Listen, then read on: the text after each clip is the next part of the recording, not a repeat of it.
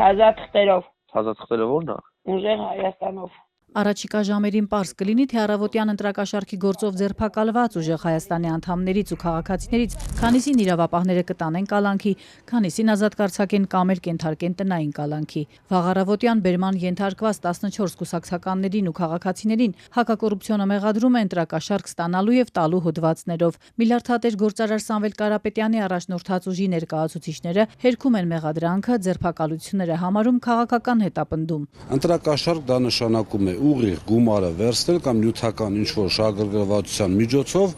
պահանջել կամ ակնկալել ձայնի ստացում ընտրությունների ժամանակ։ Հիմա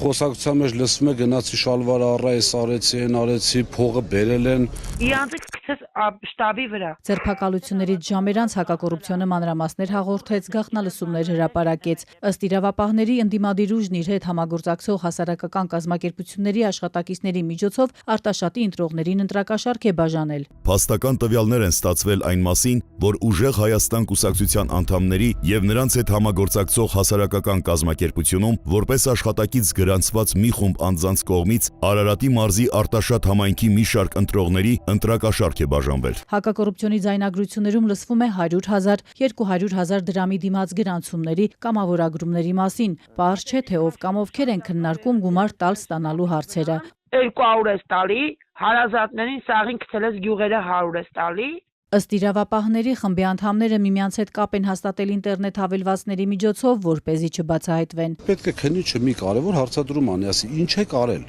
Հիմա եթե մարդը զբաղվել է ագիտացիայով,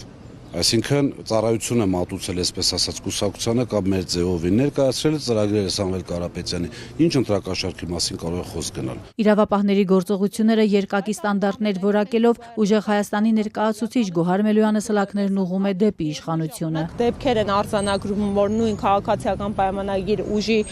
աջակիցները եւ թիմակիցները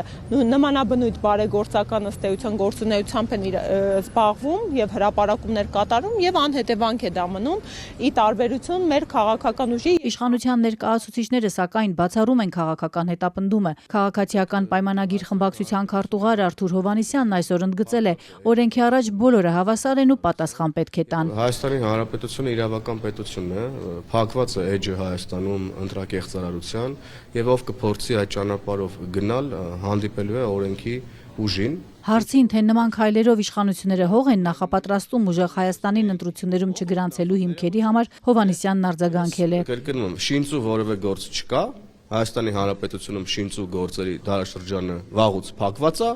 կան ձայնագրություններ, կան օպերատիվ տվյալներ, որոնք հրապարակվում են։ Ուժեղ Հայաստանն ի դեպ այսօր ահազանգում էր, ձերբակալվածների փաստաբանները չեն կարողանում մուտք գործել հակակոռուպցիոն։ Կուսակցության խոսնակը պատմեց, որ դա հնարավոր է դարձել միայն Մարդու իրավունքների պաշտպանի միջնորդությունից հետո։ Պաշտպան Անահիտ Մանասյանը ըստ էության հաստատեց սա։ Հակակոռուպցիոնը չի պարզաբանում, թե ինչու են արգելում փաստաբանների մուտքը կոմիտե։ Ահա այն կողմ մեզնից մի փոքր, այն կողմ փաստաբանները սպասում են, նրանք չեն կարողանում մտնել։ Ուժեղ Հայաստան կուսակցության եւս երկու անդամներ այս շաբաթ ձերբակալվել էին նախընտրական շրջանում արգելված բարեգործության մեղադրանքով, ապա ազատ արձակվել վարչական վերահսկողության պայմանով։ Իրավապահները մարտի վերջին նաև հայտարարեցին Արմավիրում ընտրակաշառքի բացահայտման մասին։ Ուժեղ Հայաստանը այս դեպքում էլ էր հերքել մեղադրանքը։ Ուժեղ Հայաստանի ներկայացուցիչներին վերագրվող ընտրակաշառք տալու հոդվածով նախատեսված է 3-ից մինչև 8 տարվա ազատազրկում, իսկ ընտրակաշառք ստանալը պատժվում է 1-ից մինչև 7 տարվա ազատազրկմամբ։